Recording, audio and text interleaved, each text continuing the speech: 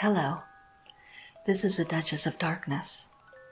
Sit back and relax as I tell scary Reddit stories.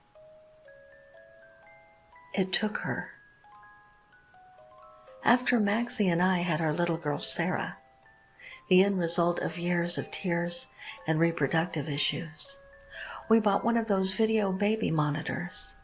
You know, the kind where you can not only hear, but also see your sleeping kid. Anyway, I told Maxie it seemed extra, but she insisted, saying that we needed to protect our little deal with the devil, whatever that meant. One night, the 4th of March, I couldn't sleep for some reason. No matter what I tried, I couldn't get comfortable. I simply felt uneasy. Beside me, Maxie, who had no such problems, lay in an apparent coma.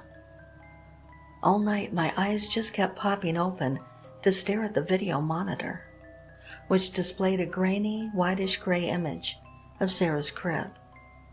Inside, our 3-month-old daughter was a motionless, sleeping lump on the mattress.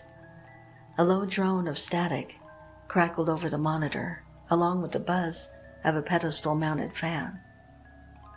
Just when I had nearly convinced myself that my unease was due to our late dinner of enchiladas verdes, and was finally drifting off to sleep, I heard what sounded like a high-pitched scraping sound explode from the monitor once, then twice more, in a rapid succession. "What the hell?" I gasped, my heart thumping from the shock. Tiny Sarah, 2 floors above, continued to sleep despite the loud noises.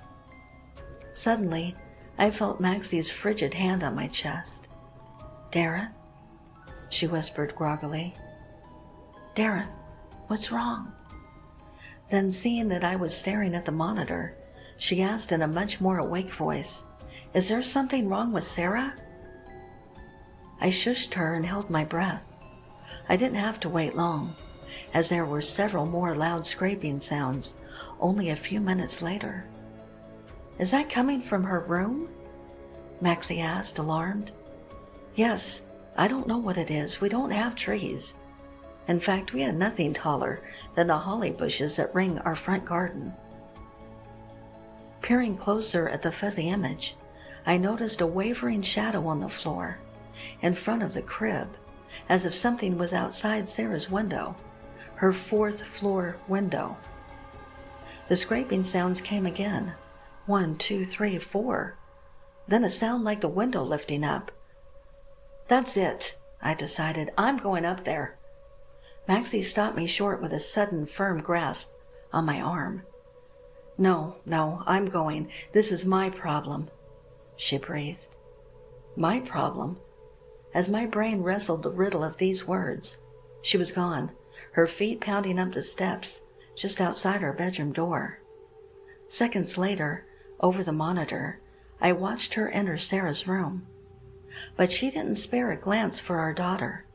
Instead, she was facing the window. "I'm sorry," she pleaded, saying things like, "Leave her be. Take me instead."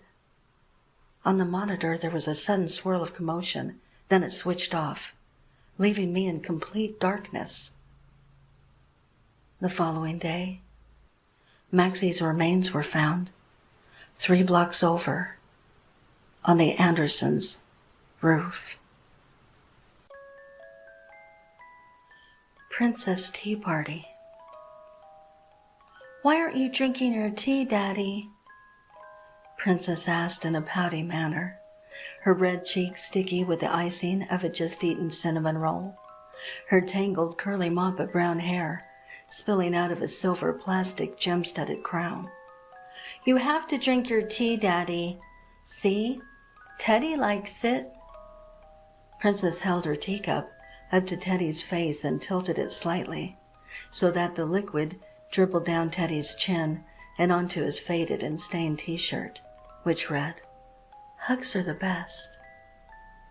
Teddy's not looking so hot, Robert thought. Truthfully, all of the tea party guests had seen better days. Ken was filthy and naked, Clowny's makeup needed a touch-up. Anne's red hair had been completely removed, but at least her smile remained, even if it was a drawn-on artificial one. But Robert actually replied, in the steadiest voice he could manage, was, "Yes, Princess."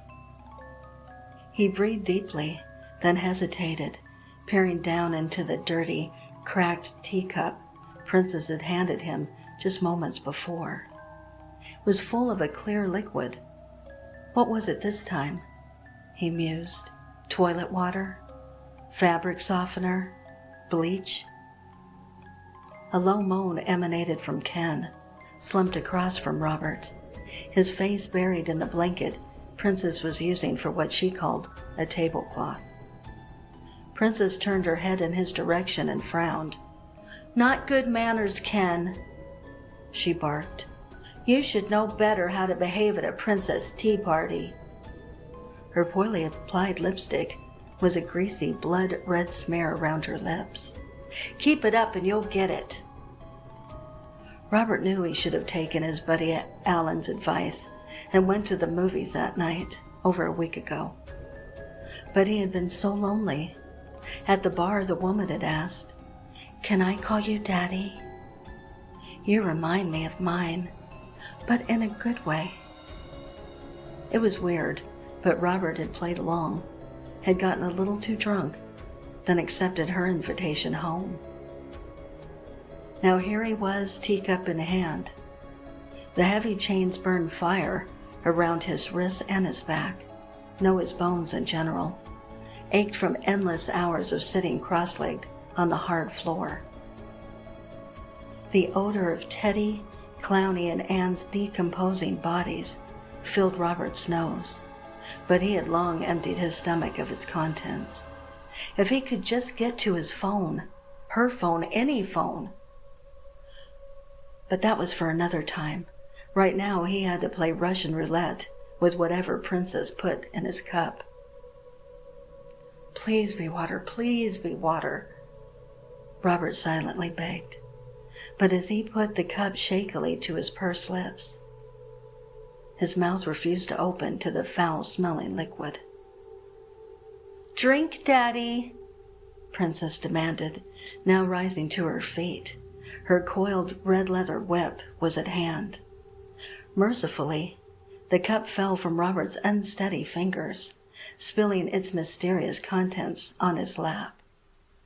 Even as she flew at him, teeth bared and screaming like a hurricane, the tiny flame that was Robert's hope flickered and sputtered, but stayed alive. Please do not try on a hearing aid if you don't need one. "Bethany!" I swiped at my dad's hearing aid, yanking it off, startled by the loud, sudden sound of my mom's voice. "She's back early," I pondered, chiding myself for the curiosity that drove me to put on the hearing aid in the first place. I can hear perfectly fine. I pulled the blankets off of me, gathered my nerves, and made my way down the stairs. I reached the bottom of the steps, quickly turning the corner into the kitchen. "Huh?" I exhaled in confusion. I thought she went grocery shopping. In front of me, the kitchen remained bare. No bags full of produce to be put away, as Mom usually had me do. I wandered into the living room where Dad was taking a nap. No chance of waking him up, I remarked to myself. Seeing she wasn't there, I began to feel a bit weirded out and opted to check for her car in the driveway. As I peeked out the front window, I couldn't stop my face from scrunching in confusion when I saw it completely vacant. Giving up and not wanting to go through the stress of waking my father, I chalked the voice up to the hearing aid. It must have just been a TV or a radio playing next door. The hearing aid just heightened the sounds, and I mistook it for my name being called in my mom's voice. Heading back to my room, I couldn't shake the nervous feeling inside of my chest. Although I'd already rationalized, hearing my name so clearly in my mom's voice, It made me uncomfortable. Settling back into bed, I made the sorry decision to put the hearing aid back on. It may sound stupid, but I wanted to debunk my own anxiety. Hearing nothing but the echoes of my father snoring downstairs, I started to feel stupid. That was pretty humble of me. As I lifted my hand to remove the device, a bone-chilling voice slithered into my ear canal, violating every corner of my mind, making my eardrums pound in retaliation. Bethany. I ripped the aid off, tossed it across the room, but it did me no good. This happened weeks ago. I can still hear that voice resounding in my mind, chanting my name like a demonic plea. I beg you, reader, please, do not put on a hearing aid if you don't need one. Not only can it damage your hearing, but I think they might just be some things humans shouldn't be aware of, and I just heard the sound of its voice. It knows my name. Field of Screams. I love living in the country, away from all the lights. I've taken over a dozen meteor pictures and should still have time for more. I trudge through waist-high grass, climb into my car, and listen to the radio as the camera automatically takes another picture. Metallica's Inner Sandman plays softly, causing me to smile and close my eyes. When I wake, the full moon is up, bathing the field in an eerie glow. The grass undulates as if waving in the breeze. That's odd. The wind isn't moving the trees. The wave of grass continues steadily towards me, enveloping the car. I stick my head out through the window and watch one of the waves pass right beside me. It stops moving, and out of the grass, I see glowing red eyes. I throw my head back in the window and roll it up, ignoring the sound of something scraping on my door. Oh my God! Oh my God! I focus on my breathing to avoid a panic attack. In my mirror, I see mounds of grass rolling away. I roll my window back down, lean out, look down, and see no red eyes. I think it's time to go home. My camera sits a mere 4 feet away, but I won't step out of my car. I pull over closer to the camera and reach out through the window, all the while shooting furtive glances down at the grass. Got it. I sling myself back inside, roll up the window, and try to calm down. The longer I sit, the sillier the whole thing seems. It had to be a dream. I fell asleep and dreamt the whole thing. I chuckle at my own stupidity, then turn the car around and drive back over the same tracks I used to get here. I drive out of the field and park beside the house. I head for the back door, exhausted. 2 a.m. is late even for me. Against my better judgment, I lean down to look at the side of the car door, and I'm surprised to see scrapes on the metal. Must have been a stick or something I brushed against in the field, I tell myself. I head inside, lock the door, plop on the couch, and start looking through the night's pictures. Several of the meteor pictures are nicely framed with the field and trees. As the moon comes up, the stars disappear. This must be where I fell asleep. As I scroll through, I notice the waves in the field. So I didn't dream that? I enlarge the picture. My breath catches in my throat. Red eyes. I push to the right and see another set of eyes. I zoom back out and count dozens of them. Every hump of grass has glowing red eyes looking out. Oh my God! My spine turns to ice when I hear scraping at the back door. The shed. You left the robot vacuum in the pool, Sarah informed me as we were getting ready for bed. It needs to go in the shed before someone steals it. Mildly peeved and grumbling that I had put it away earlier, I moved to take care of it, but she stopped me. That's fine, I'll get it, Sarah said flatly. I let her. I usually try to avoid my backyard in the evenings. Although we have a significant amount of mosquitoes, biting insects, snakes, and other critters from the nearby swamp that tend to creep past my fence, they aren't my chief concern. My problem is the shed. Well, actually, it's the rotting shed behind the shed. When we first moved into our fixer-upper house, we discovered the new yard required a decent amount of work. We had this massive, non-functioning, murky water feature filled with debris, frogs, mosquitoes, and God knows what else.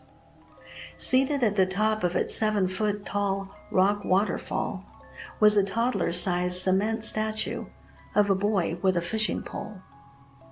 His face was twisted into an expression which the previous elderly homeowners must have thought was a charming smile. It's the guardian of the yard. Don't you like him? One of the workers had laughed sarcastically. Ultimately, he followed Sarah's orders, burying and removing it all, boy and pond. Well, almost. One day, as I was putting some of the extra construction materials into the decrepit second shed, which sits flush against its much nicer white-painted neighbor, I saw it staring back at me, the decapitated head of the little boy statue. Someone had put the head on a shelf in the corner, facing the door. Sarah said she didn't know anything about it. It was more than creepy. So whenever I later had to deal with that shed, I'd unlatch the door, throw in whatever I needed, and got the hell out of there. Sarah always laughed at me. One day I noticed the head was missing. Had Sarah thrown it out? She hadn't. I surely hadn't. It was a disturbing development, but mostly I was grateful that it was gone. That night I waited in bed for much longer than I should have, for Sarah to come back from the shed. Finally, as dread slowly mounted in my gut, I decided to check on her.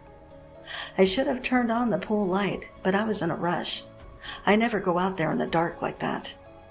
As I neared the shed, I heard the low, gurgling sound, only a split second before I tripped over Sarah's body, lying just outside the shed's open door.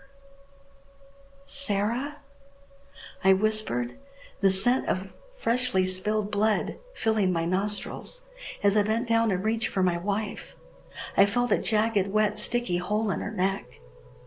A sudden sound of movement, a rustling of leaves from beneath the second shed, and a pair of glowing red specks, eyes peering back at me.